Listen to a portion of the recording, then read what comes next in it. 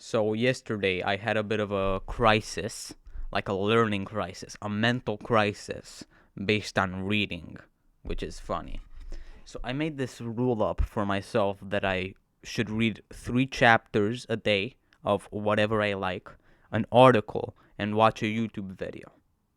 And that sounds very, very good, doesn't it? You're learning so much from so many different places. And reading 3 chapters a day of a book is something that most people can't even dream of doing, don't even consider doing. But what I found is stacking the articles, YouTube videos, and books together actually caused me a ton of stress because that's a lot of time that you need to sink in, a lot of time that you are cutting off by yourself for yourself, isn't it? Because all that, all that I just scheduled for myself would be 4 hours in total. With like the pace that I read to actually, the pace that I watch, the pace that I read, the length of the YouTube video, and how I do it to learn properly. That would be 4 hours. Plus the 2 hours, let's say 1 hour that it takes for me to study school subjects, and the actual 7 hours I'm spending in school. So, in total, that would add up to like 12 hours a day where I can't do anything else.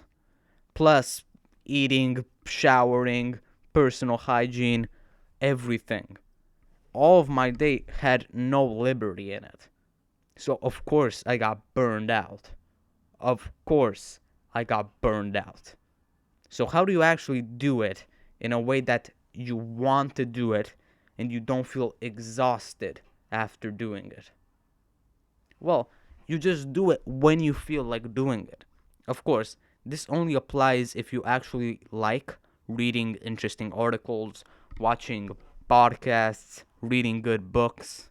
If you don't like that, you should probably force yourself.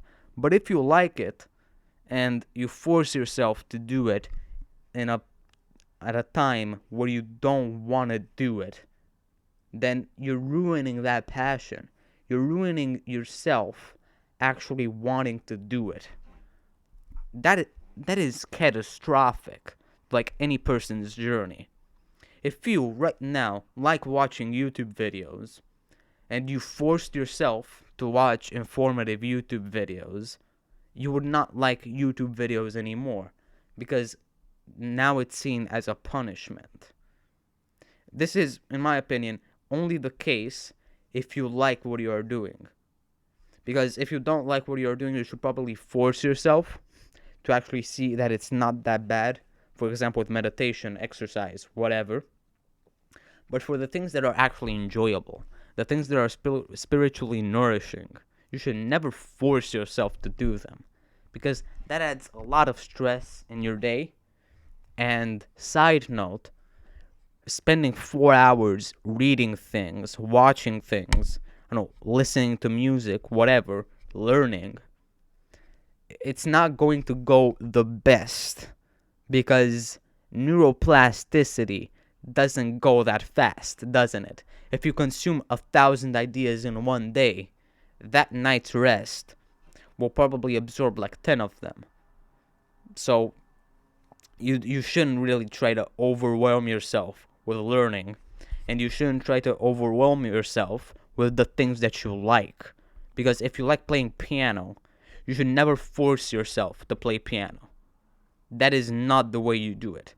I did this with like film reviews. I was a great cinephile once, and I forced myself to watch movies. A movie every single goddamn day. I would feel so bad when I didn't want to watch a movie. And when I didn't want to watch a movie one day, that would feel like a relief. I would feel good for not watching movies. And like that, my passion for filmmaking, film reviews, kind of died. I still love them, but I'm not as extremely interested in them as I was before because I forced myself to do something that I liked doing. And because I forced myself, I did not like it anymore. So, as an actionable step.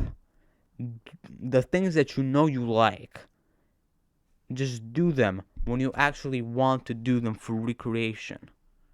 Recreation, not recreation. Recreation. Because if you force yourself, then you'll lose. You'll lose if you force yourself. It is embarrassing to do something you like forcefully and then lose that passion forever. I'll see you later.